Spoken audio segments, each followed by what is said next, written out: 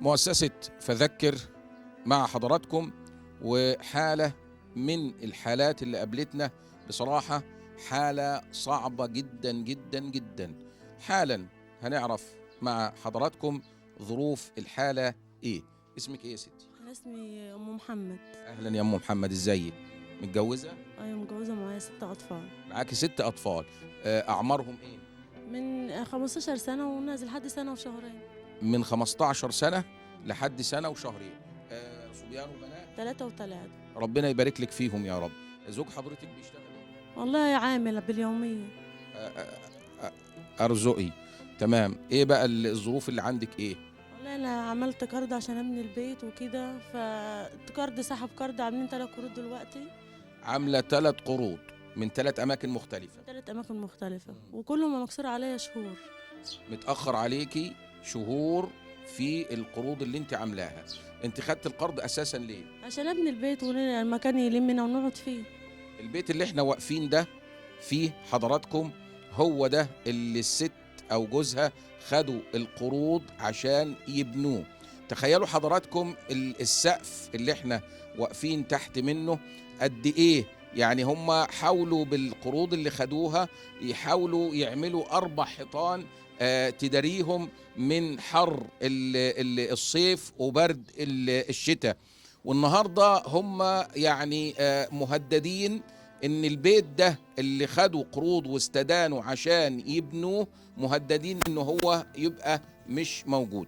طبعا وانا بتكلم مع حضراتكم دي تفاصيل الديون اللي عليها، عشان برضه مصداقيتنا مع الناس. وانا بتكلم مع حضراتكم اهي الورقة اللي فيها تفاصيل الديون اللي عليها. انت عليك في حدود كام يا ام محمد؟ عليك في حدود كام؟ حوالي 85,000.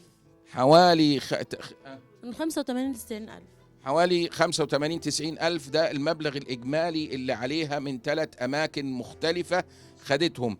وفيه مكان انت بقالك كام شهر ما سددتيش؟ ليه حوالي 9 شهور. في مكان منهم بقالها 9 شهور متتالية ما سددتش، ومكان تاني بقالك كام شهر؟ 3 شهر.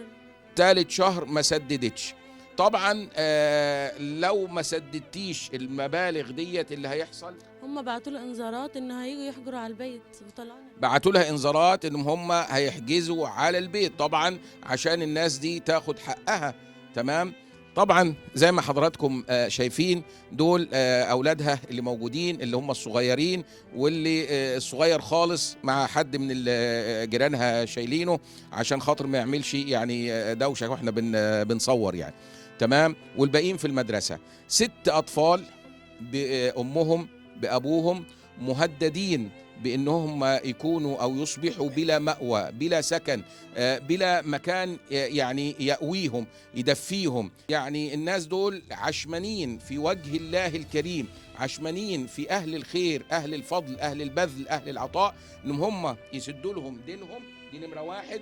وبعد ما يسدوا لهم دينهم، لان سداد الدين ده هيتوقف عليه ان الناس يفضلوا امنين مطمئنين في بيتهم، مقرهم، سكنهم.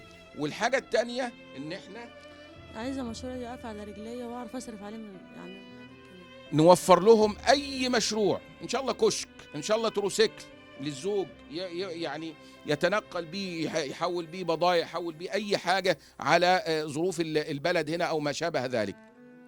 فمش كتير ابدا على ربنا سبحانه وتعالى ان احنا نلبي لهم طلبهم ونلبي لهم رغباتهم ونشوف احتياجاتهم. يا رب يجعله في ميزان حسناتكم، يا رب يتقبل منا ومنكم صالح الاعمال. من خلال ارقام مؤسسة فذكر اللي ظاهرة قدام حضراتكم على الشاشة نقدر نتواصل مع الحالة ونقدر نتواصل مع المؤسسة. يا رب إن شاء الله بإذن الله تعالى يعني ندخل السعادة والفرحة على قلوب هؤلاء اللي يعني توسموا خير في أهل الخير إن شاء الله رب العالمين. ربنا يجزيكم كل خير إن شاء الله.